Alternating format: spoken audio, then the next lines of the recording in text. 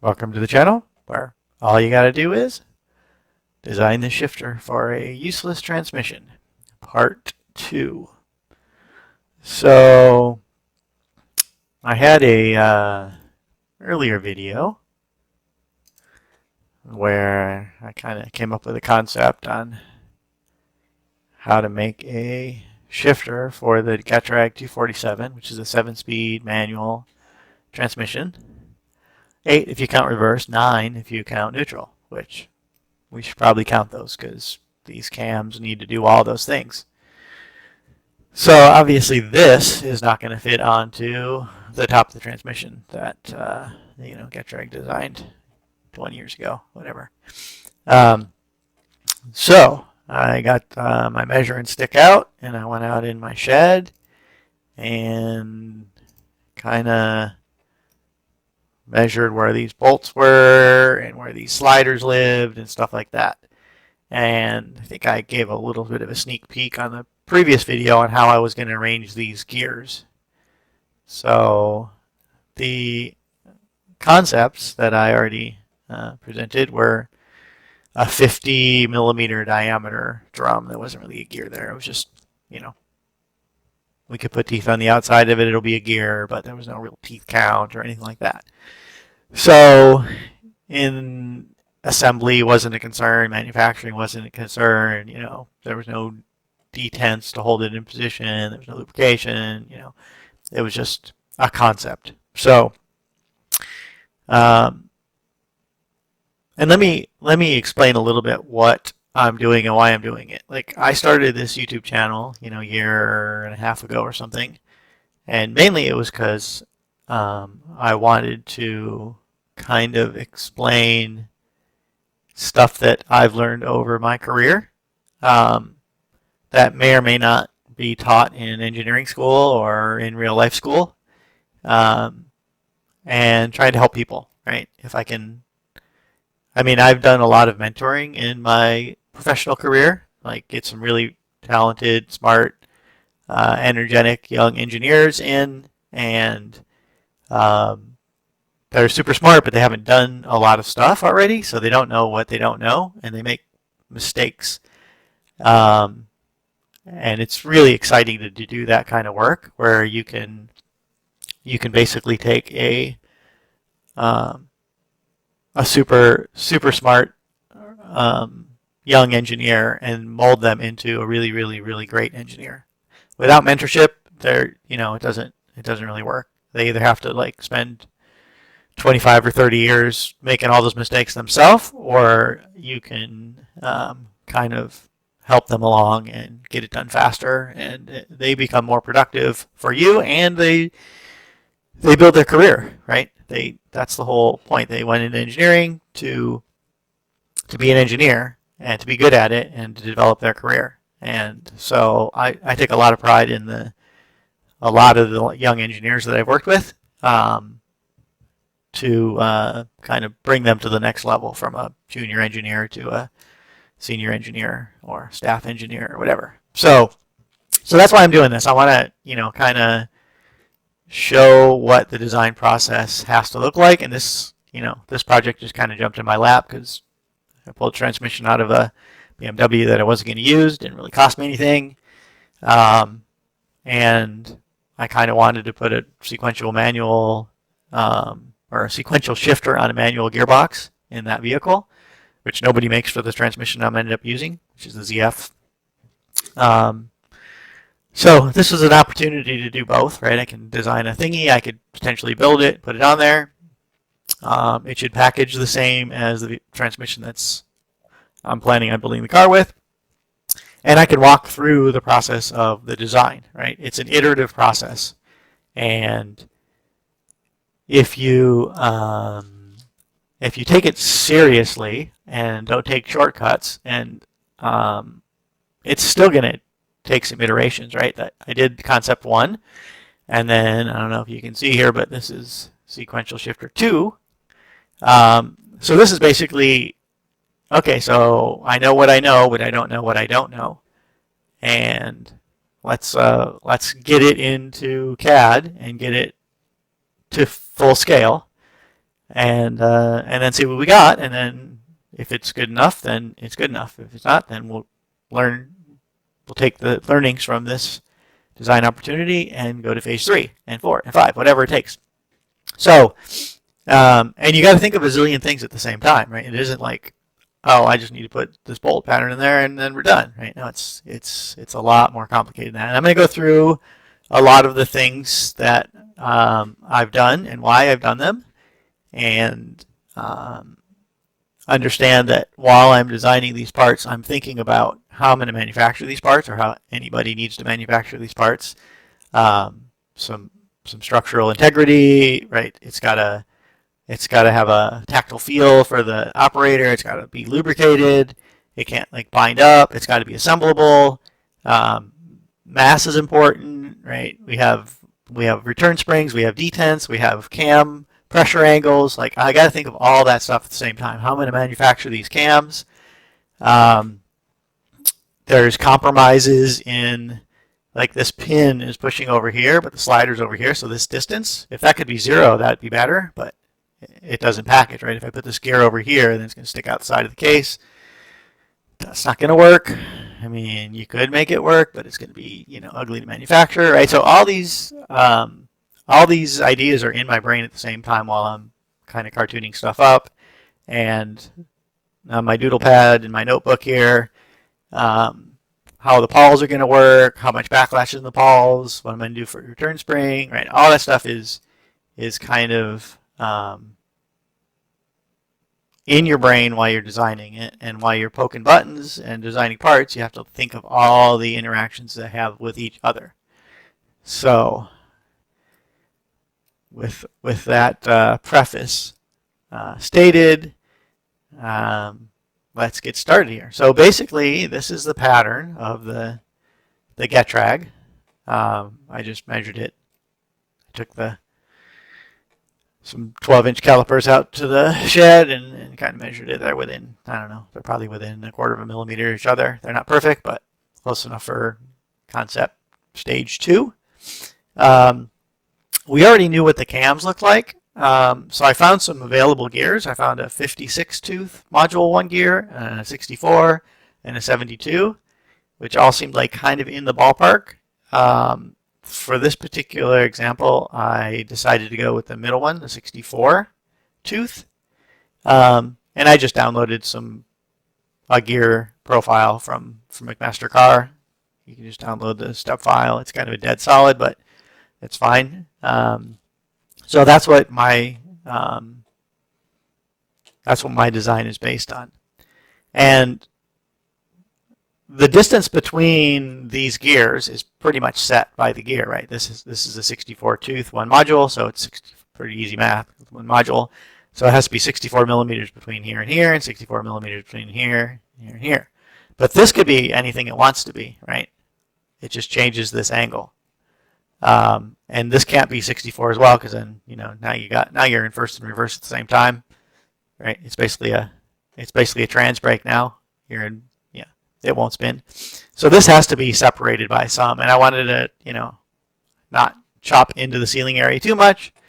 So basically, the decision I made was to make the offset of the center of this slider, basically where this slider interfaces with the transmission and this pin.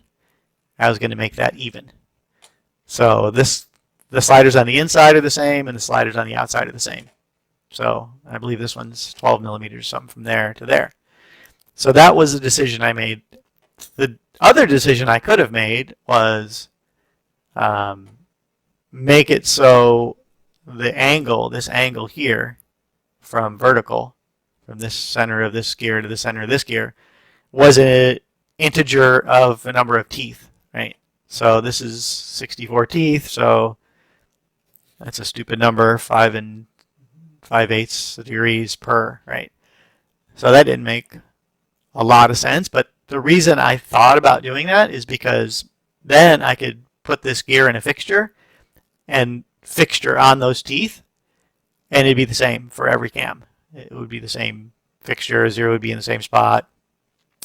But that's easily solvable with a fixture, right? It's not something that's going to compromise the design. So this being shorter and the same for this one and this one is better for the design than the manufacturing. So I made that decision to make it, I'm going to make it hard to fixture potentially. It just needs a different fixture for each gear. But I'm going to make this distance from this pin to the center of the slot the same. So let's go into what this looks like. We'll open this part up here. There's a lot of stuff going on here, but I think you can kind of figure it out. These are where the sliders live, and this is clearance for the gear. Obviously, these are bolt holes to hold it down. This is just there so I know where the position of 0 is. So I don't really like the pawls. This is the center of where the pawls are. So I just wanted to have something that I could align it to without the pawls being in there. These are the center of the gears, just an 8mm dowel pin. And then these are hooks for the spring. And then in order to make this assemblable, I couldn't make this yellow piece. Let's make this straight here. I couldn't make this yellow piece, which is the driver for these pawls. I couldn't make that on center line because then it would crashed. Well, this would have crashed into it, right? So I had to have a little jog in here. Unfortunately, there's a bolt. That is kind of where I wanted that not to be. But that's where it was. So I just had to countersink this bolt, which is not great. And then you have to put the bolt in first. But in order to assemble this, you have to put this bolt in first, and then put this thing in, and then slide this shaft through there. And this is not obvious, but there's a nut that goes on there because this is just a push-pull. Right? This is the lever that you're activating the gear shift with. And then this has a little, like a rivet and a spring that goes in here, and a rivet and a spring that goes in here to center this, right? So it's got a pull spring and a pull spring. I thought about using a push spring, but it's so long, it's gonna get scoliosis on the way.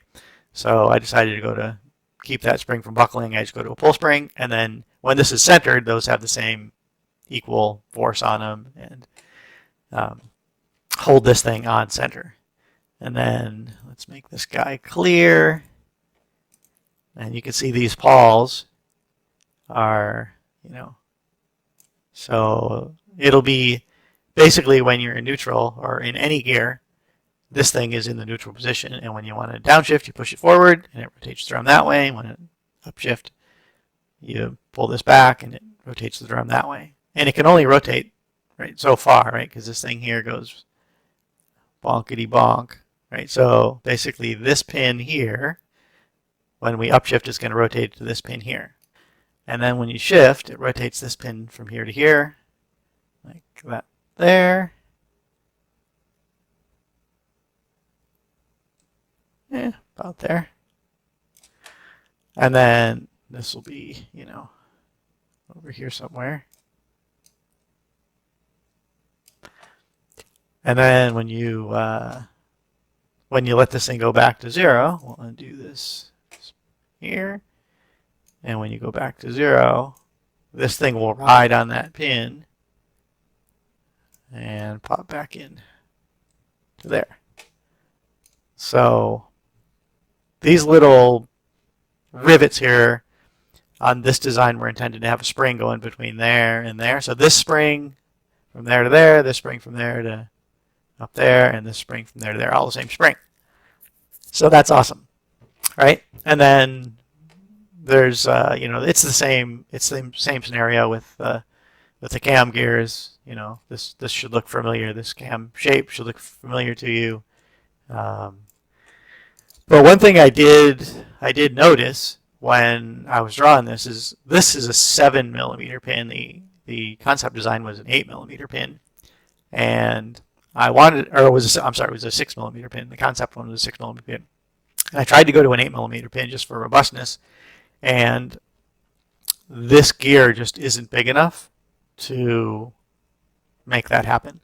The pressure angle just gets too steep, and if you don't know what pressure angle is, um, it's basically you're going, like, think about it, you're driving on your motorcycle and you go up a ramp, right? If the ramp goes up like that, then it doesn't work, right? You have to have some sort of a ramp angle, otherwise you just smash into it and you tackle your front wheel, right? So you have to have some pressure angle that's 45, 50, 60 degrees, something like that, not 80, 90. 90 doesn't work. That's just a wall, right? So if I tried to make this this bigger, it moves it to the center farther, right? Your base circle, basically, let me open up this cam and I'll show you gear 1. So there's the cam, and here's my construction geometry.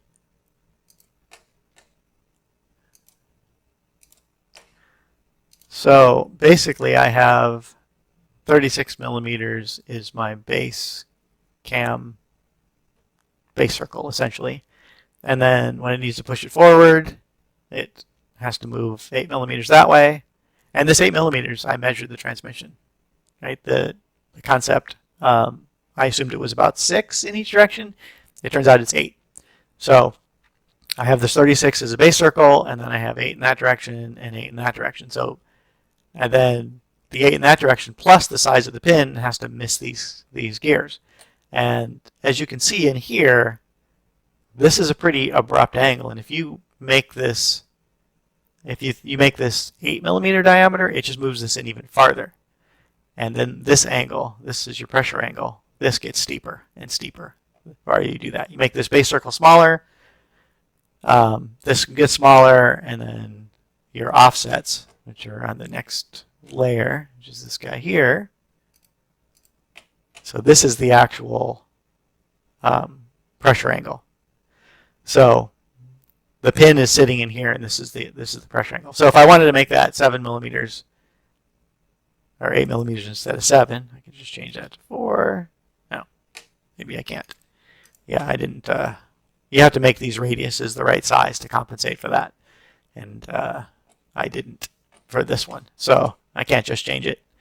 But that was a limitation, right? I can only go with a 7 millimeter pin on this guy, and well, maybe a 7 millimeter pin is okay. It seemed a little light to me, so I was trying to get to 8. Don't see any changes. So that's the basics of the design. This is just a piece of aluminum, hogged out. I also measured how far these little jigaderas interact, and they're pretty far down. They're about to the center line. They're about in 25 millimeters, 26 millimeters from this where it bolts the transmission to the bottom. So these were going to have to stick out quite a bit farther than that. And when I was at the point of the reckoning of this cam, I didn't even draw this cam and this cam because this one's kind of looked, let's just say it was a challenge, because of that, 7 millimeter pin and the pressure angle.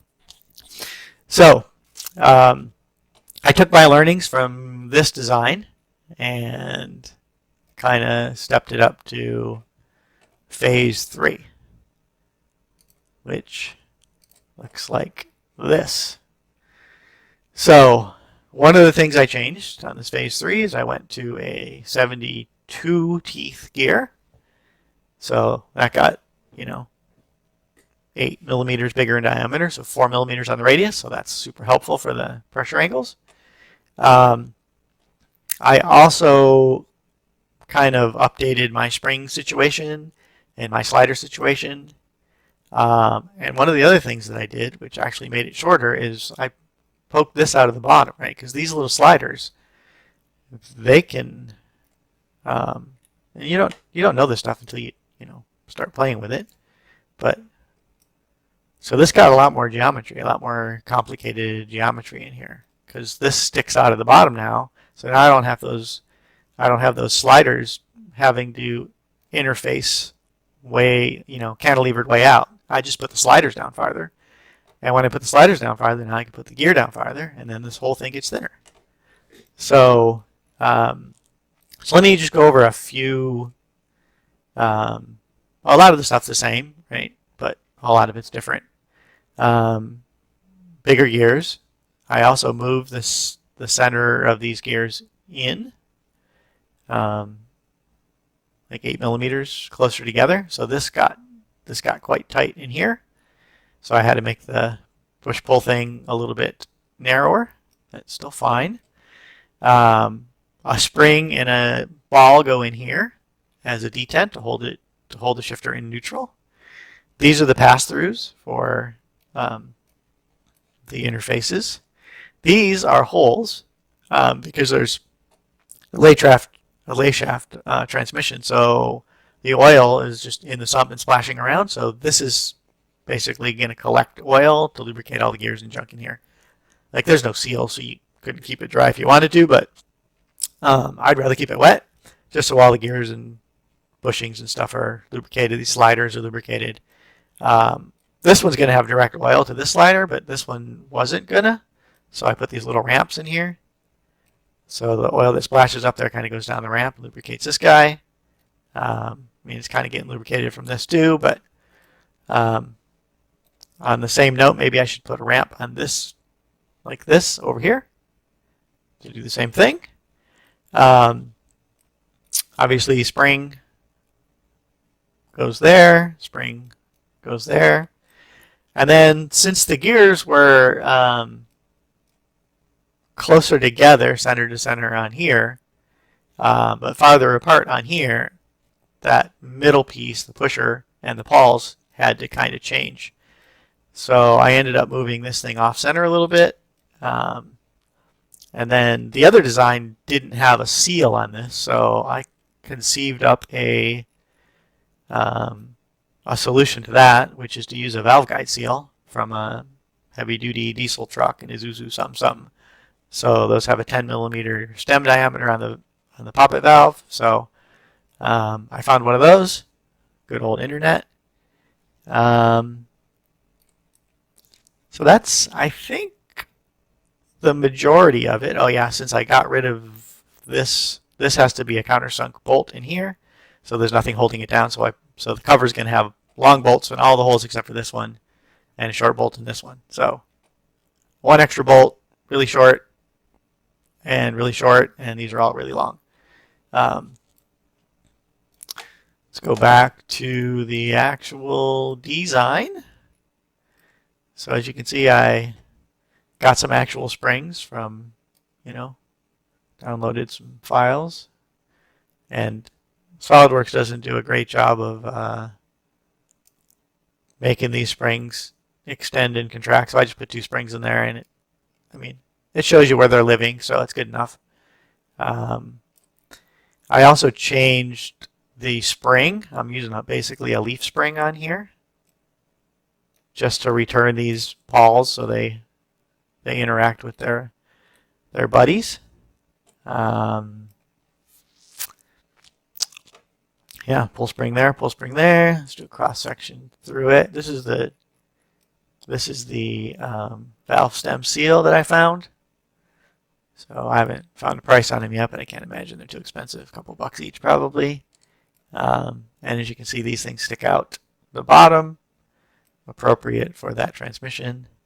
And the other thing that changed between phase 2 and phase 3 is I assumed the distance between here and here were the same, but it's not. The middle is farther apart, center to center this than this is. So let's do a cross section through here. All right, so let's start here at the beginning. And my computer's having trouble keeping up in real time, but making those springs look like square boxes, but they're not. So this is a jam nut. This is just so you can assemble it. This is just a pin. This hole doesn't really need to be there in the pawl, but it was in there on the A sample, or the prototype-y first concept. There's the spring and detent to hold this slider in neutral position, or the shifter in neutral position, not necessarily the gearbox in neutral position. So, and then there's, of course, there's a cover for it, which you can't really see anything with the cover. So, and then because I wanted it to be fancy, I made it so all the gears spin the direction that they spin. And for ease of assembly, I put some little marks here and here. So the way this works is every gear has a vertical, like a going up and down.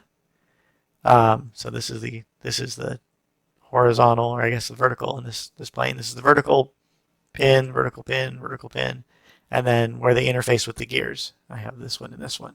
So pretty simple to assemble. You just put this slider into reverse, and then put this gear in, then this gear, then this gear, then this gear. Line all those dots up on your way, and you really can't screw that up. So, so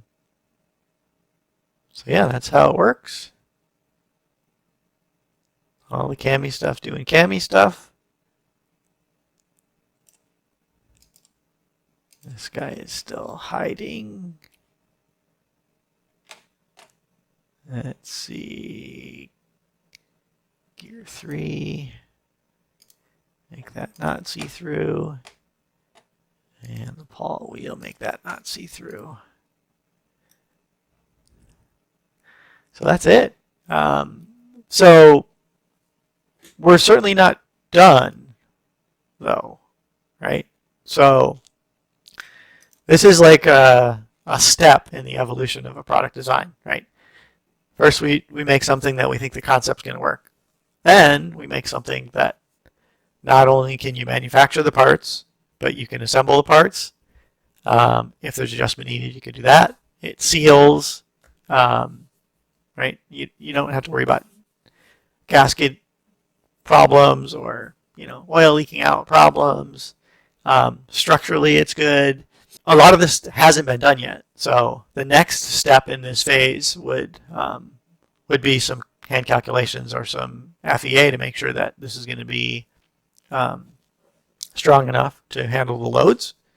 If it isn't, there should be something that kind of has a, for instance, if the loads on this thing are really high, and I find that pin is going to break or this ball is going to break, there's a couple things you can do, right? You can make this thicker, or you could limit how much force can be on it by putting a limiting spring, sort of. Or you could put a Belleville spring between here and here, so this thing doesn't smash. Like you could see if somebody was like really aggressively driving, this thing will smash into this and leave its mark, right? Same thing in this direction. So there might be a scenario where you want to put a Belleville spring or something, or rubber baby buggy bumper, basically a bump stop for this shifter, so that doesn't happen. Because you don't want, if this thing keeps smashing into this, then that's going to put a dent in it, and then this thing's going to get, it may close that hole up and stick, or it could mushroom this end out, and then it can't slide, and it binds up, right? So all these little things, when you hand it to the real world, they will screw it up. And so you have to think about that before somebody else screws it up. You want to make a solution so that doesn't happen. The other thing that needs to be done is all the tolerance analysis has to be done. You have to do it, you have to do a bill of materials, which, essentially this is the bill of materials in SolidWorks. You can push a button and it'll put a bill of materials together for you. But these are, spring pin. That's not a part number, right? You have to have like where you're going to get that from, or make a drawing of it. And so you make a bill of materials, then you do a tolerance stack up. Like how big can this thing be? What are the tolerances I can hold on that? Straightness, flatness, the surface finish, the nominal size, the distance, between this and this is important. The width of this is important. So a lot of it doesn't matter, but a lot of it does, and you have to understand what matters and what doesn't. If this is steel and this is aluminum, -40, does the aluminum contract more and grab the steel and doesn't fucking move? Like that doesn't work, right? So you have to understand, or if this gets hot, and when it gets hot, it binds up, or if it gets hot, it gets really loose. What does that do? Like this thing's made out of aluminum. If it gets hot, then now gear centers change, and that increases the backlash. So you have to understand. That.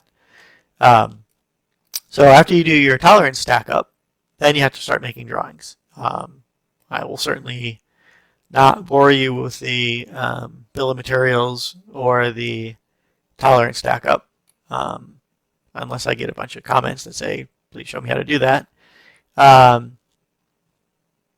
It's surprising how many engineers, even seasoned engineers, don't know how to do that. Whether to do a worst case scenario or a RSS, which is root sum square, or some combination thereof. I personally like to do worst case scenario plus RSS and then divided by 2. So basically the average of root sum squared and worst case scenario. Because combination, like you're really not going to have the worst case scenario ever happen, right? Statistically, every part would have to be on the pessimistic side.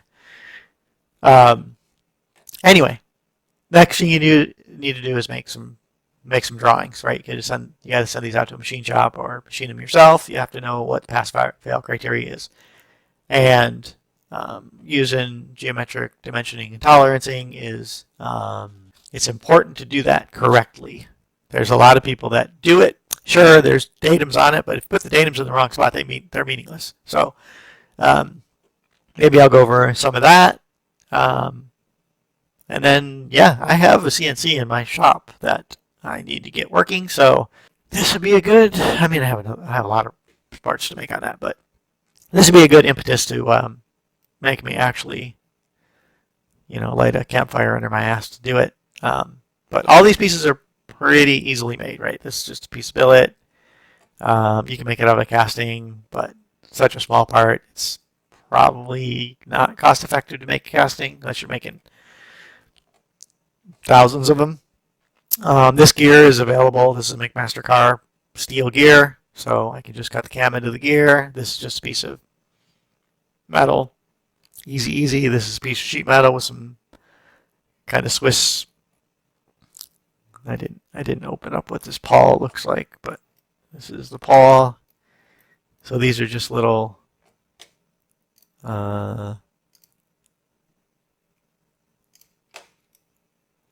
just those things. So a little Swiss machine part, and then press it together and just put a tack weld around each one of these. This is to line it up with the gear and to bolt it together, so it can only go one way because these aren't evenly spaced. You notice there's a little bit bigger space on this right here for a stop. So anyway, this is, I think, this is just brass bushing in here. Nothing on here that's too hard. This is an available spring from McMaster car. You probably get a Lee spring or whatever too. This I'm probably going to have to make, but that's just a piece of spring steel. And this pawl, you could make an extrusion and just saw it to length and put this little cut on there. This actually has the front, the push, the forward up gear, down gear, pawl are the same. They just flip over, right? They're kind of nested. Okay, this one's just upside down relative to that one. So Yeah, nothing super hard to make here. This is just a 10 millimeter shaft with a thread on the end of it, so probably have to buy a precision shaft and cut the end. But yeah, nothing super hard. I mean, the cams. This is probably the hardest part to make, and it's not particularly hard. You stick it in a fixture and you rough it and finish it. Done. Like a, I don't know, 11/32 ml. 11/32. Yeah, 281. Yeah. Um, so anyway, that's where we're at. Please don't forget to subscribe to the channel and comment if you have any. Thanks for watching. If you like this content and want more, subscribe, like, and share.